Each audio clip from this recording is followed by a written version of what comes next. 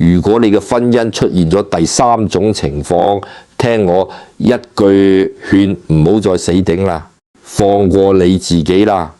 各位老友記，大家好，今日呢一集國益，我希望你唔好淨係當做一個普通嘅八字命理節目咁睇，我希望你揾個安靜嘅地方，斟杯熱茶，坐低慢慢聽咯。因為今日老師講嘅說話，可能句句都會篤中嘅說話，可能句句都會中你嘅痛處，甚至會令你流眼淚。但只要你聽得明，我保證你下半生嘅日子一定會好過好多。我每日對住咁多客，見過無數50幾歲、60出頭，甚至70歲嘅女人，佢哋一入嚟我個寫字樓未開口，眉頭已經深鎖，眼中充滿住疲倦同埋不甘心。我好明白大家嘅委屈，你哋呢一代女人真係唔易做。20幾歲青春小涯嗰陣嫁俾佢，以為揾到個避風港，點知原來人生後半場所有嘅狂風暴雨都係呢個男人帶俾你嘅。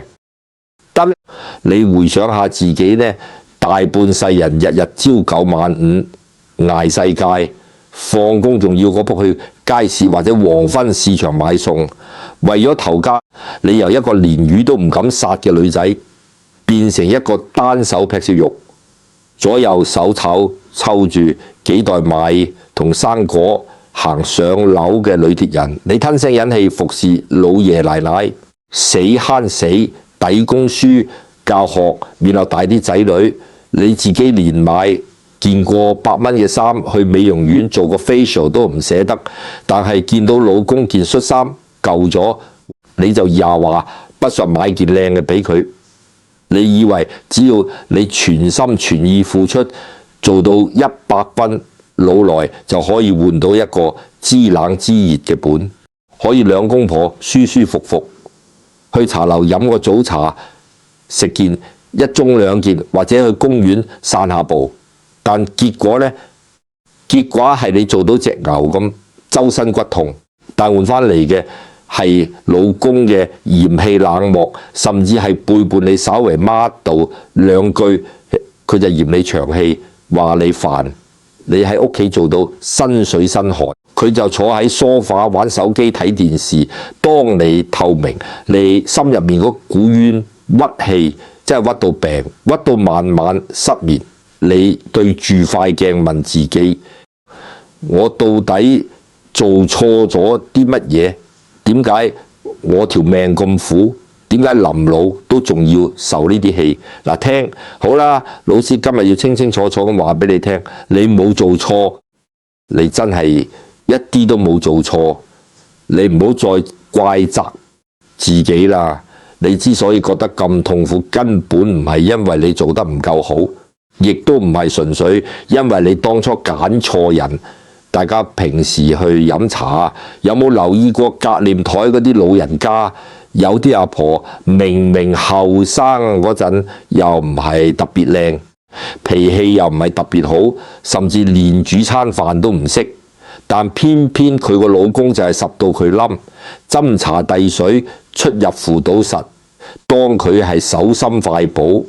但相反，有啲女人好似你咁，生得端莊，辦事能力又高，人又善良，對屋企盡心盡力，但條感情路就係行得特別崎馬，特別坎坷，唔係遇人不淑，就係家無寧日。明明2個人瞓埋同一張床喎，個心就隔住條銀河咁遠，點解會咁樣？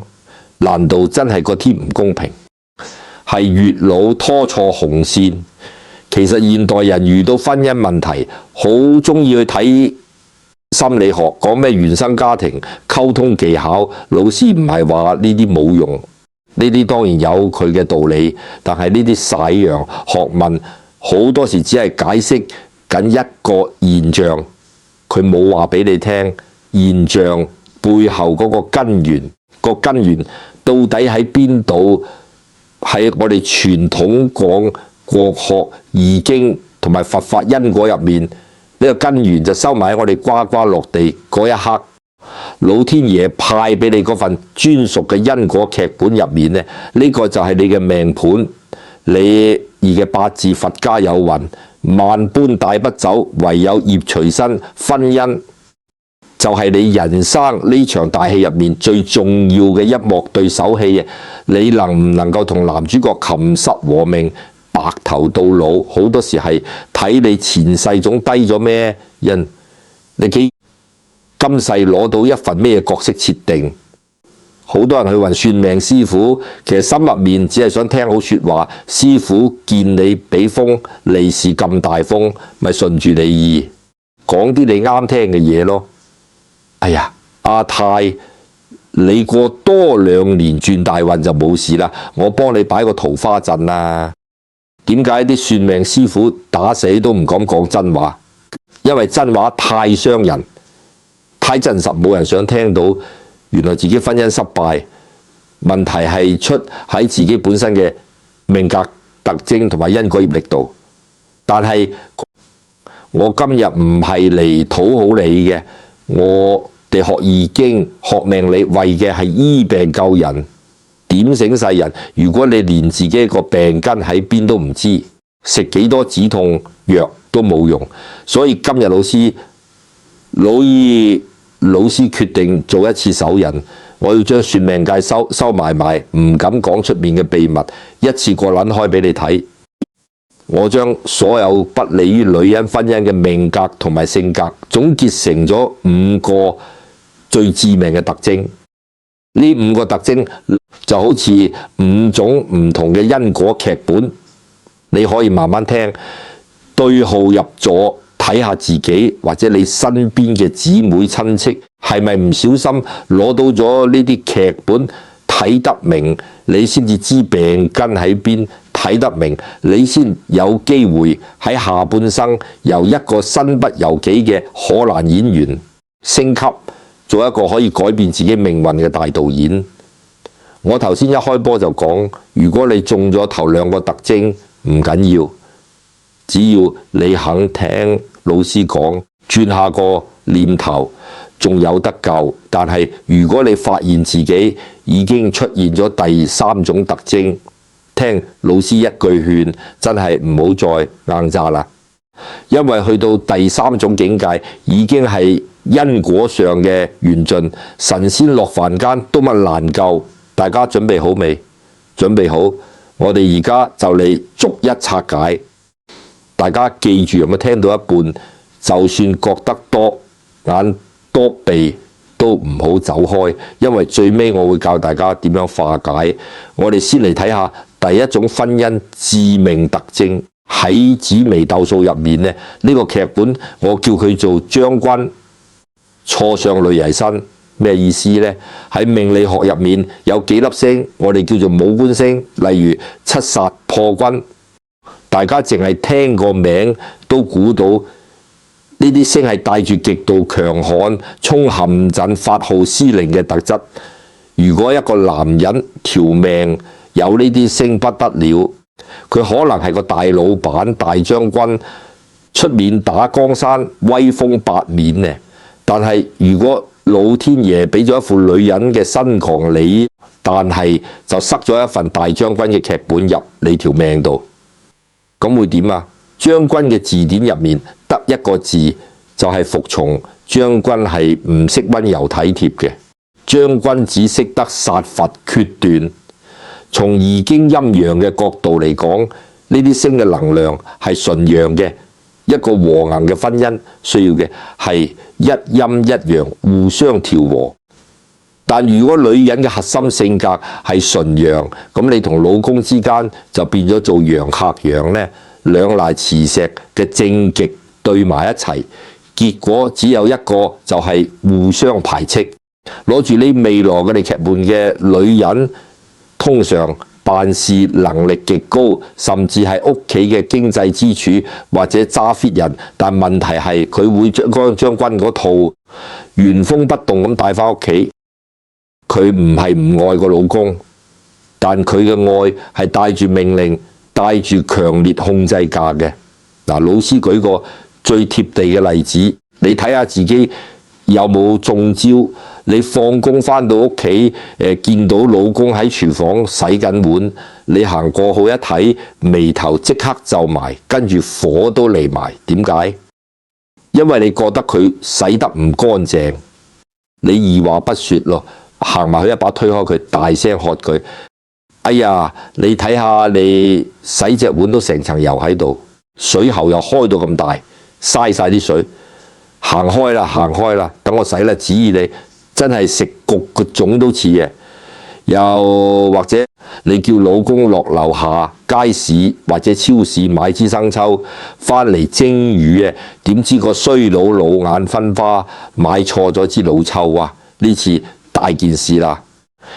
你由佢一入門口除鞋嗰刻開始鬧，一路鬧到碟送上台，食完飯切埋生果嘅，你都仲鬧緊，叫你買支豉油咁簡單都買錯，你個腦到底裝咩㗎？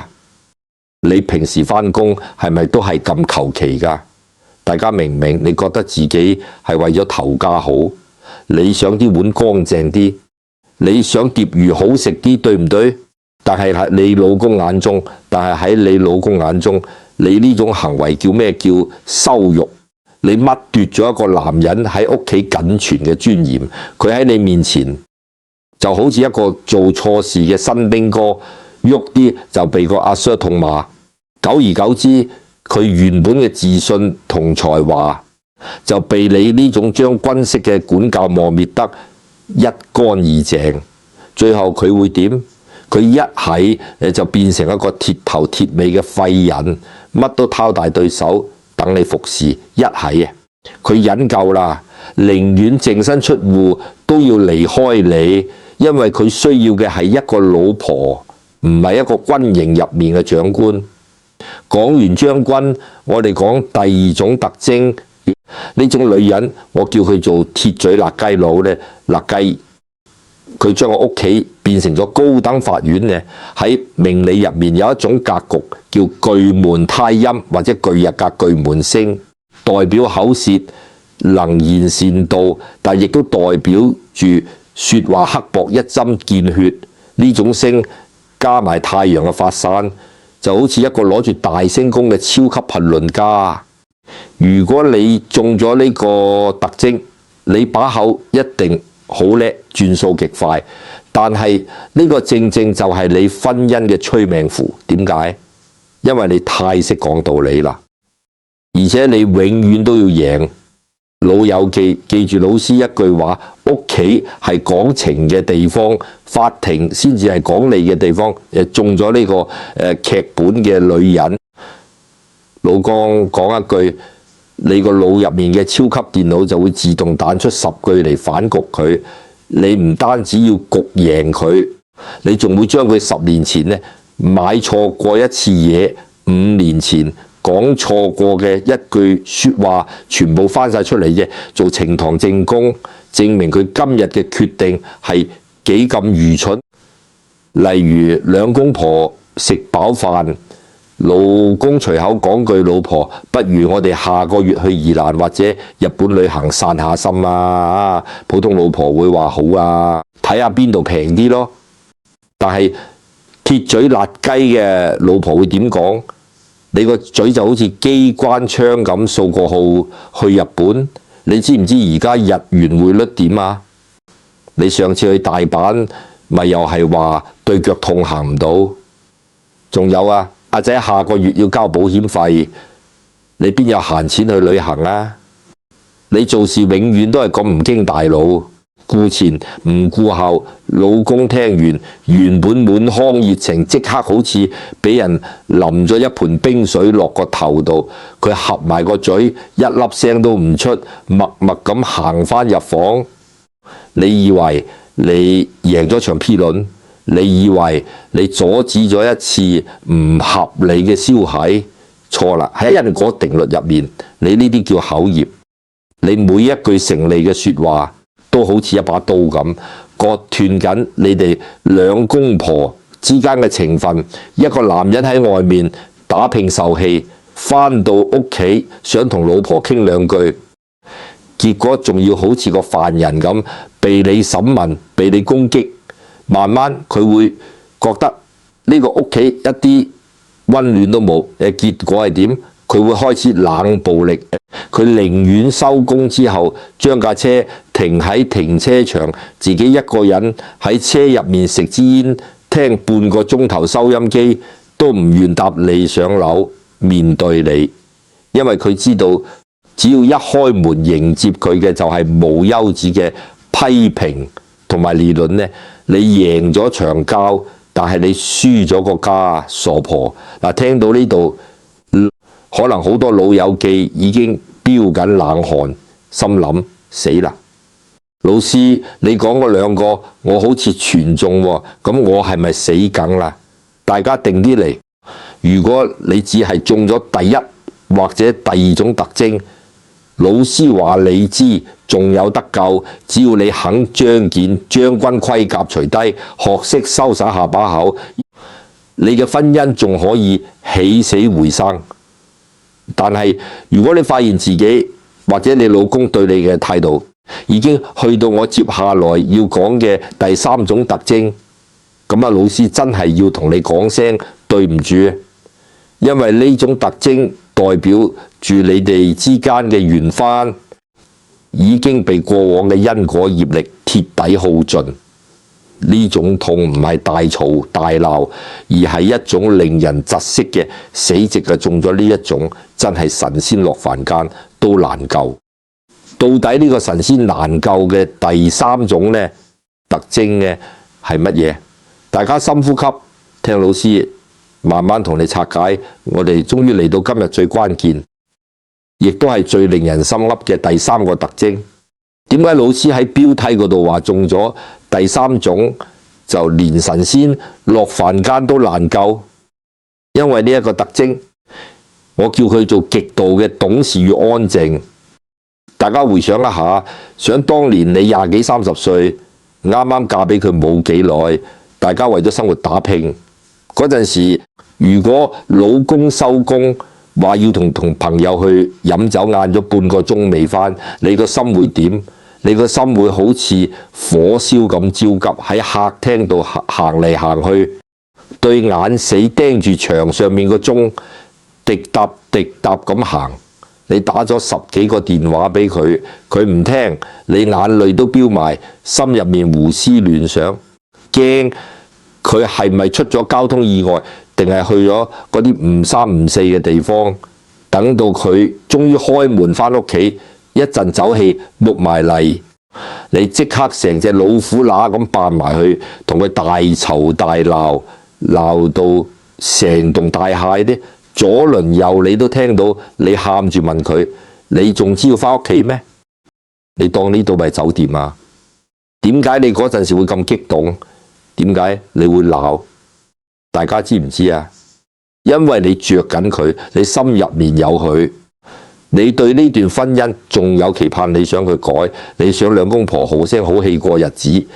喺命理同中醫角度，呢啲叫氣血運行，有亂度有制度，有豺狼有亂度有制度，人公婆之間嗰條因果嘅連結仲係鮮活嘅。但係而家呢，各位40、50歲、60歲嘅老友記，你摸住自己個良心對比下，而家老公同你講，今晚我同啲老友去打牌，唔返嚟食飯，夜啲先返。你連頭都冇抬起，眼都冇眨一下，望住部電視，淡淡然咁覆佢一句：哦，好啊，出門口記得帶鎖匙，我今晚會反鎖。到咗凌晨3點，佢真係未返。你將床格連個位係空嘅，但係你冇打過半個電話，一條 line 一條 WhatsApp 都冇傳過俾佢，你甚至自己冚好張被，一覺安穩咁瞓到大天光。第二朝佢偷偷摸摸返嚟，你見到佢連問句琴晚去咗邊嘅興趣都冇，自己繼續煮自己嘅麵食。佢第二朝見你冇發脾氣，仲以為你轉咗性，心入面可能仲暗暗歡喜。啊，老婆而家真係通情達理，終於肯俾自由我啦，冇以前咁長氣啦。而你呢，你自己可能都覺得老師我都成50幾60歲咯，大半世人咩都睇化晒啦，我都費事同佢嘈，你免得激親自己血壓高。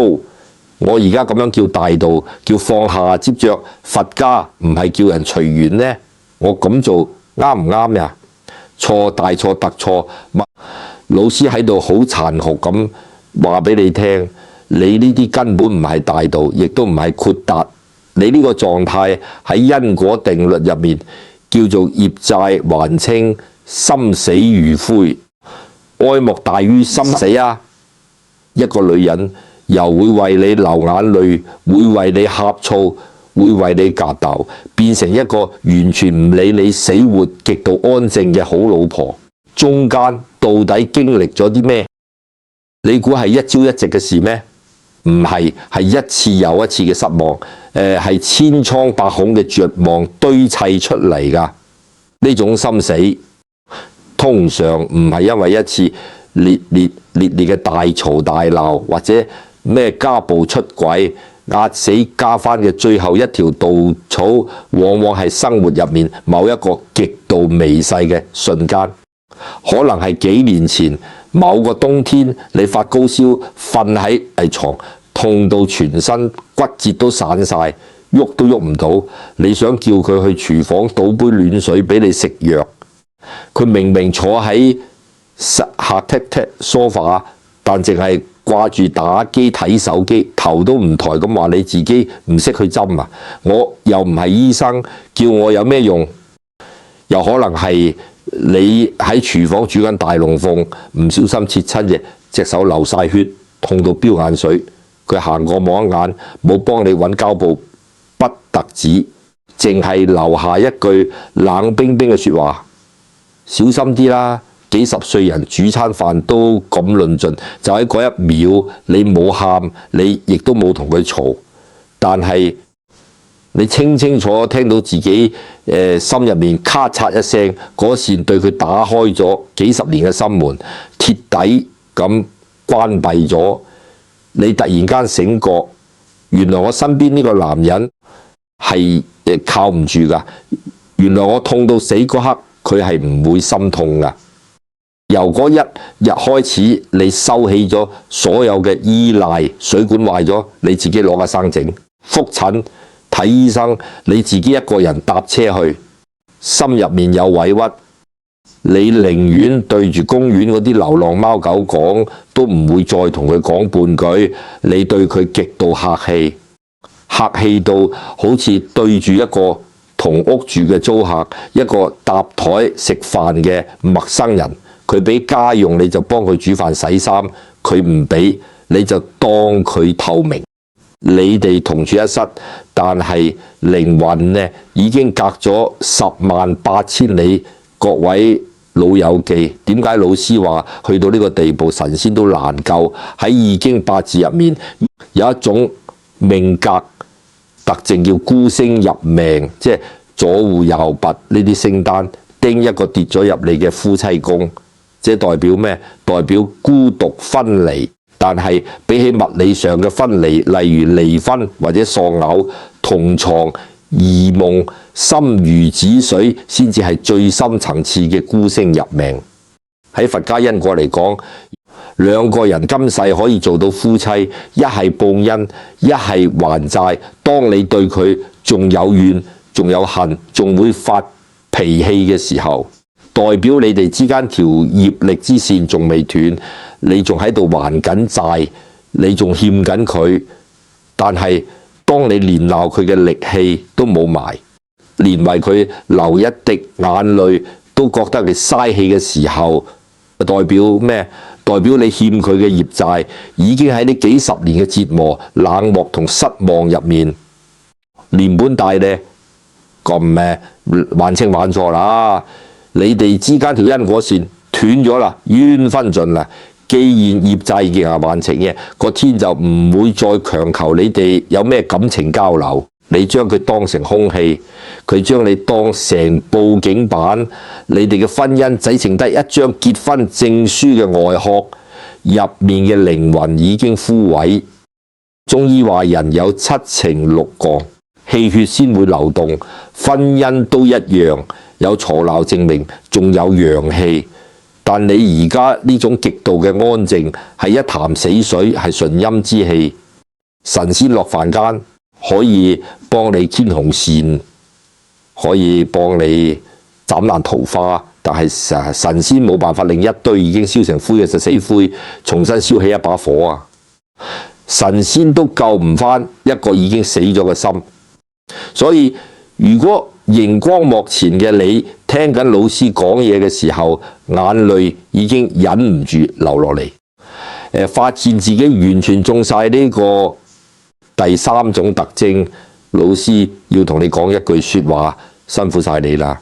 呢大半世人，你真係做得好好，你已經彎稱咗啦，唔好再覺得內疚，唔好再呃自己話我哋老夫老妻係咁噶啦。既然個心已經死咗，既然緣分已經盡咗，就唔好再對呢個男人抱有任何改變佢嘅幻想。由今日開始，你唯一要做嘅事就係徹底咁放過自己，將你剩低落嚟嘅所有精力、時間、金錢同埋愛100%毫無保留咁收翻埋，投資喺你自己身上。至於點樣放過自己，點樣喺下半生將自己嘅命運逆轉，我哋接下來講埋第4同第5個特徵之後，老師會教你一招最實用嘅逆天改命法，保證你晚年爽過做神仙。大家千萬唔好走開，深呼吸，抹乾眼淚。頭先老師講咗咁多因果業力，大家可能覺得好無奈，但係接下來呢2個特徵就係你絕對有得揀，有得避嘅。只要你聽得明，下半生就唔會再行冤枉路。我哋嚟睇第4個特徵，我叫佢做流年化忌懵查查逆天而行嘅逆行者。咩叫逆行者？就係永遠喺最錯嘅時間做咗一個自以為最啱嘅決定。大家要明白，我哋嘅命盤除咗有先天地注定嘅命格，即係你係將軍定係鐵嘴，仲有後天會喐動嘅運勢紫微斗數入面，10年一個大運，1年一個流年，幾時係好天，幾時係落雨，其實喺你個八字劇本入面呢，一早已經寫定咗。就好似我哋出海捉魚咁，你出海之前係咪要睇天氣預告啊？喺命理入面有一粒星叫做化忌星，化忌代表咩？代表是非、麻煩、九重、痛苦，更加代表蒙蔽。當流年嘅化忌星衝入你嘅夫妻宮或者福德宮，代表你嘅精神狀態同福氣嗰陣時，就等於你嘅感情世界打緊10號風球。喺呢段時間，你處理感情問題嘅智商係0分㗎，你睇男人嘅眼光係盲㗎，你會將毒藥當做蜜糖。大家回想下，當年你20幾歲決定嫁俾佢嗰陣，身邊嗰啲好姊妹，你阿爸阿媽係咪個個都勸你呢個男人唔踏實㗎，中意賭錢又冇份搶功，你諗清楚先啦。但係你當時聽唔聽得入耳？你聽唔入耳啊？你覺得愛情可以克服一切？你覺得佢結咗婚就會定性？我一定可以改變佢。結果你就硬生生咁喺自己感情大空之年，福氣穿咗個窿嘅時候，簽咗張紙結婚呢，喺颱風天出海，無論你隻船幾堅固，翻船嘅機率都係9成9。呢啲唔係個天作弄，你係你自己揀咗逆天而行。又或者針對我哋台灣同海外45歲到70歲嘅單身老友記，老師要特別提點你哋如果你而家單身離咗婚或者另一半走咗，你可能想揾個老伴過下半世。如果你係後年化忌嘅時候遇到個男人，佢對你咁寒問暖，日日傳早晨獎背圖俾你，你以為自己迎來咗第二春？錯啦，呢個好可能係桃花劫，甚至係網上騙案。佢為嘅唔係你個人，係你嚟棺材本啊！如果你身邊有啲女或者新抱準備拍拖結婚，你一定要教佢哋睇時機，喺錯嘅時間結婚，就好似喺浮沙上面起樓，表面睇落好靚，一個浪打埋嚟就成個冧晒支命，就係要識得避開呢啲化忌嘅風暴。好，講完時間，我哋講空間第五個特徵，亦都係最容易被大家忽略嘅一個踩錯乾坤位，趕走好桃花。呢個已經唔單止係八字問題，而係牽涉到我哋傳統國學易經入面一個好核心嘅風水智慧。喺易經八卦入面，屋企嘅每一個方位都對應住一個家庭成員，其中西北方係乾卦，乾為天，代表天，對應嘅係屋企嘅支肖於男主人或者丈夫。呢個位置係一家之主嘅位，係屋企陽氣最旺盛、發號施令嘅地方。相反，西南方係坤卦，坤為地，代表地，對應嘅係屋企嘅夏后于或者妻子。一個屋企要和硬，就必須要乾坤定位，各司其職，男主外女主內，陰陽調和。但係而家問題嚟啦，老師睇過無數個風水案例，有好多離咗婚或者老公走咗嘅單身女人，佢哋自己一個人住或者帶住個仔女住，佢哋為咗方便或者覺得間房最大最靚，就自己搬咗入屋企嘅西北角嗰間主人房嗰度瞓。各位老友記呢，你知唔知咁樣會發生咩事？喺人生呢場戲嘅舞台上面，你自己親自走咗去男主角個位嗰度企啊！當你瞓喺西北干位，你就同時扮演緊爸爸同媽媽、先生同太太嘅角色。你嘅內在能量會受風水磁場影響，變得越嚟越陽光，越嚟越強勢。你開始覺得自己根本唔需要一個男人為你遮風擋雨，因為你自己已經變成咗個屋頂，水喉壞咗你自己整，大鑊飯你自己煮，你變成咗個女超人。咁樣一嚟，你嘅婚姻遠婚就等於被你自己親手關閉咗。就算出面有個好好嘅男人，佢都行唔進你嘅生命。點解？因為喺你呢個屋企嘅劇本入面，男主角個位已經俾你霸咗啦，冇位俾佢企啦。佢一行埋你身邊呢，就會覺得你氣場太強，好似同另一個男人拍拖咁，佢自然就會退縮。又或者你同老公仲未離婚，但係你哋分房瞓。如果你霸咗西北位，要老公去瞓西南位或者客房，咁就慘啦。陰陽卡到，你老公會越嚟越冇出息，越嚟越架教，做乜都提唔起勁，而你就越嚟越暴躁，日日睇佢唔順眼。我之前有個女客人50幾歲呢，保養得好好，離婚之後單身咗10年，日日怨冇好男人。我上去佢台灣個屋企睇風水，一攞個羅庚出嚟，果不其然，佢就係瞓正喺西北角。我同佢講：你即刻同我搬出嚟，你去瞓西南角下後右位，或者東南角長女位，將西北間房空出嚟，或者做書房。佢半信半疑咁照做，結果點啊？唔夠半年，佢個人脾氣柔和咗好多，仲喺長青大學個書法班嗰度識咗個退休嘅公務員，兩個人而家不知幾恩愛。大家睇到未？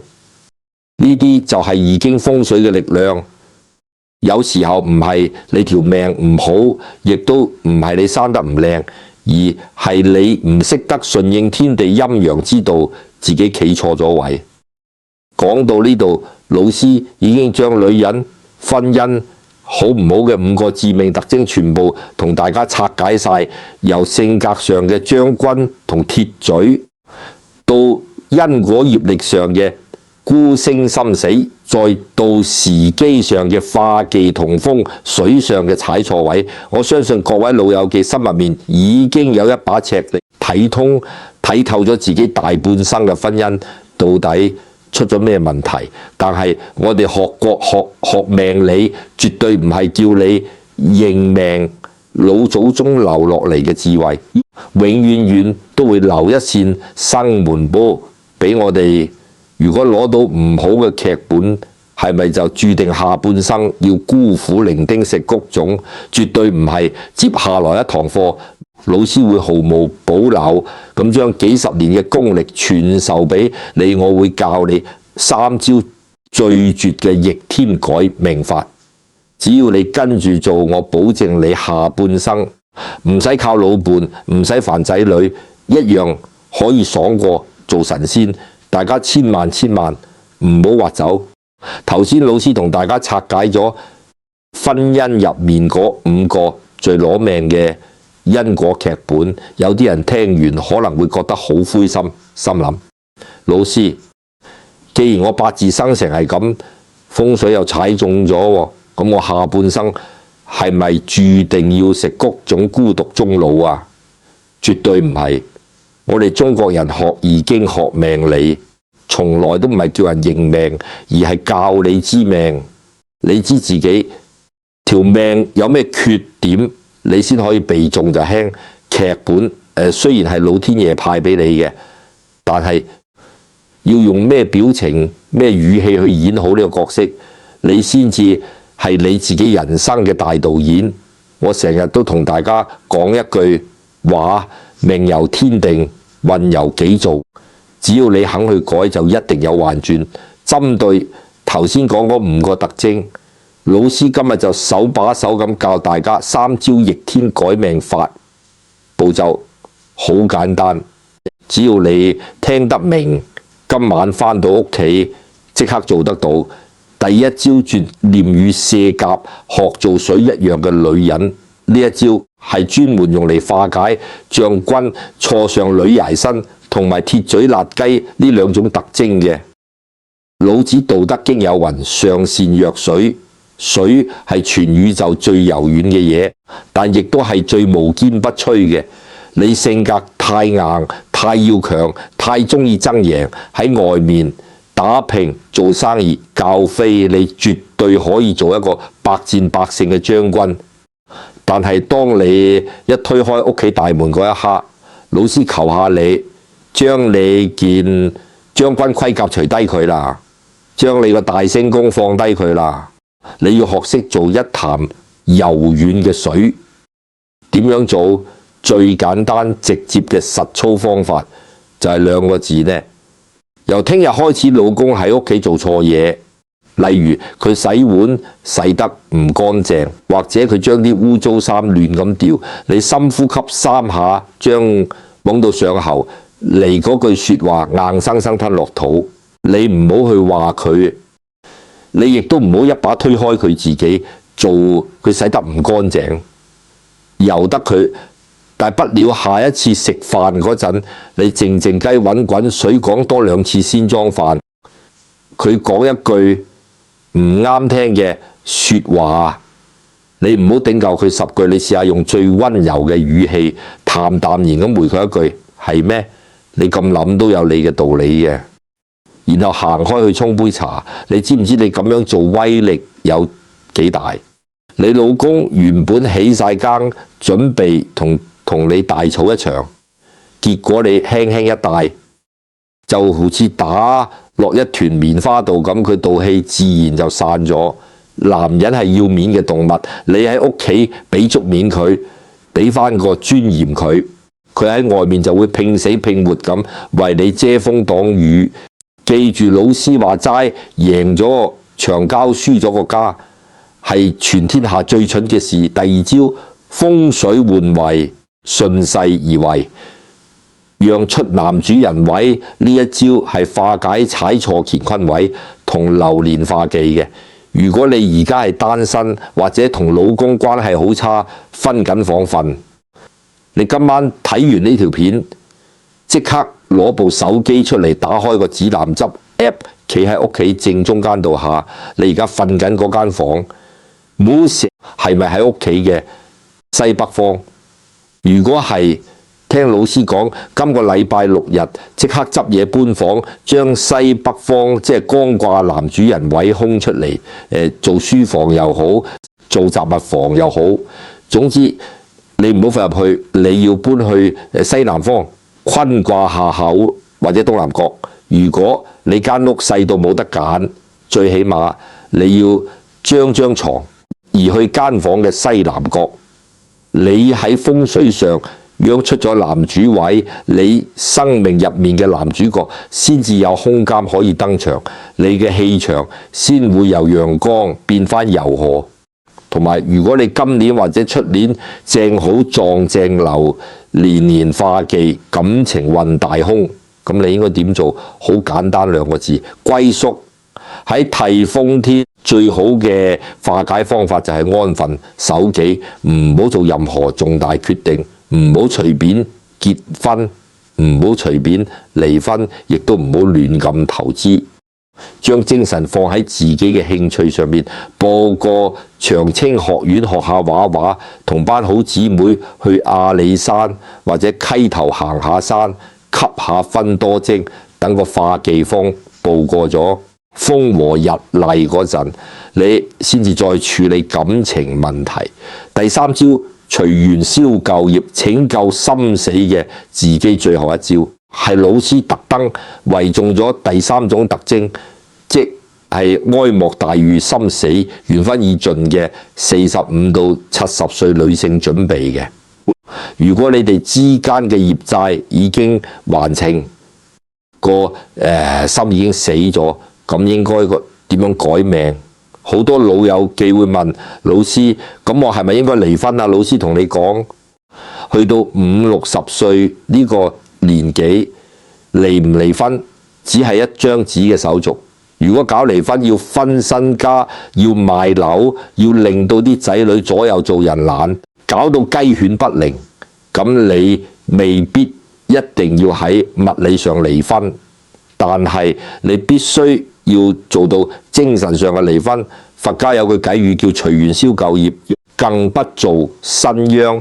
既然舊嘅入債已經還清，你就唔好再執着，唔好再強求對方改變，以免再結下新嘅惡緣。你要學識將你人生嘅重心由呢個男人身上貼底轉移翻去你自己身上。以前你日日諗住今晚煮咩餸等佢翻嚟食，由今日開始，你諗下今晚自己想食咩？佢翻嚟食你當多雙筷，佢唔翻你自己一樣可以去食餐好嘅，食件靚蛋糕。以前你啲私己錢全部用嚟貼補頭家，幫佢買衫買補品。由今日開始，將啲錢投資喺你自己度，去買套靚衫，去做個身體檢查，去學下中醫養生，甚至同梅蜜去歐洲旅行。將老公當做一個同屋住嘅室友，室友唔返屋企，你會唔會失眠？唔會啊嘛。室友跌咗啲嘢落地下，你最多咪幫佢執起下，或者當睇唔到。你會唔會鬧佢半個鐘啊？唔會，係嘛？你要知道，你呢大半世人一直亦都係某某人嘅老婆，某某人嘅阿媽，但係你唯獨忘記咗，你其實係你自己喺下半生呢20-30年，你嘅首要任務係照顧好自己嘅身體，收好自己嘅心。當你放低咗對婚姻嘅執着，將精力收返埋，你會發現原來外邊嘅世界好大，原來你自己一個人都可以活得好精彩、好從容。呢啲就係易經同佛法帶俾我哋最高級嘅智慧。放下執着方得自在。唔覺今日老師同大家傾咗咁耐，講到呢度，大家心入面嗰啲委屈、嗰啲不甘心，係咪已經釋放咗好多呢？嗱，今日講咗咁多深奧嘅因果定律、易經風水，我驚大家40、50歲、60幾歲記性冇後生嗰陣咁好，轉過頭聽朝起身就唔記得。所以老師就好似你哋嘅老朋友咁，再長氣啲，逐樣執翻出嚟，同大家保姆級咁講多次，大家記住攞本簿仔抄低佢。呢幾個位下半山打死都唔好再去踩。第一，將軍錯上女兒身。如果你份人太叻，太要強下下，都要管住個老公，記住翻到屋企大門，即刻除低你件將軍盔甲，唔好管佢買錯豉油定洗錯碗，俾翻個尊嚴男人，你下半世先有運行。第二，鐵嘴辣雞。如果你把口好嚟，老公講一句你訂10句，記住老師話齋家係講情嘅，唔係講理嘅。贏咗場交，輸咗個家係最唔抵嘅事。學做水一樣嘅女人，忍一忍，閉上嘴，天下太平。第三，哀莫大於心死。如果你已經對呢個男人冇晒眼淚，冇晒期待，連鬧佢都費事，唔好覺得悲哀。呢個代表你欠佢嘅業債已經還清啦。由今日開始，唔好再將精力放喺佢身上，隨緣消舊業，將你嘅錢、你嘅時間全部用嚟愛自己，投資自己嘅健康。第四，流年化忌懵查查，感情運大空嗰陣就好似打緊10號風球，千祈唔好喺呢段時間急住結婚、離婚或者亂信網上嗰啲第二春歸屬安分守己，等風和日麗先算。第五，踩錯乾坤位。如果你單身或者分房瞓，今晚即刻睇下自己係咪瞓咗喺屋企嘅西北角，係嘅話嗱臨搬房，或者將床移去西南方或者東南角，讓出男主人個位，你嘅氣場先會柔和好，桃花先會揾上門。大家都記清楚未啊？老師講咗幾十年國學同命理，我成日都同啲客講一句說話，最好嘅風水其實係人心修心，即係收命。你屋企擺幾多個水晶洞，掛幾多把風水劍，都唔及你個心態轉變嚟得有效。你喺婚姻入面受嘅苦，其實都係老天爺俾你嘅一場考試。你過得咗呢關，你睇得通睇得透，你下半真生嘅福報就會源源不絕。而且佛家有云啊，贈人玫瑰手有餘香。各位老友記，如果你覺得老師今日講嘅呢啲道理對你有少少啟發，令到你個心舒服咗，我希望你做一件好簡單但係功德無量嘅事。你身邊一定有啲好姊妹鄰密，又或者你個女、你個新抱，佢哋可能嘅而家都好似以前嘅你咁，喺婚姻嘅泥沼入面苦苦掙扎，日日瓦入，日流眼淚，唔知點算好。我拜託大家動動你哋嘅手指，將呢條影片轉發去你哋嘅拉靚群組、WhatsApp 群組，飛俾佢哋睇。你千祈唔好睇少呢一個分享嘅動作。如果你個朋友或者你個女因為睇咗呢條片放低咗執着，少生咗一場大病，又或者因為識得睇風水時機，少破咗一次大財，避開咗一個衰男人，呢啲全部都係你積落嚟嘅無量福報同陰德啊！幫人化解家庭危機就係總善因，你將來一定會得善果。呢啲福報最後都會保佑翻你自己同埋你嘅子孫後代。最後呢個頻道唔單止係同大家講風水命理，老師更加希望呢度可以成為大家心靈嘅避風港。嗱，老師今日講咗咁多，我想聽下你哋嘅心聲。今日講嘅呢5個婚姻致命特徵，你中咗幾個啊？又或者你喺呢幾十年嘅婚姻入面感到最無力、最心淡、最委屈嘅瞬間係邊一刻？唔好收埋，喺下面評論區留言話俾老師聽，大家一齊抱團取暖，吐咗嗰啲苦水出嚟，個人都會順氣啲。如果你願意放低過號，重新出發，麻煩你喺評論區打出種善因德、善果，或者放開執着呢幾個字。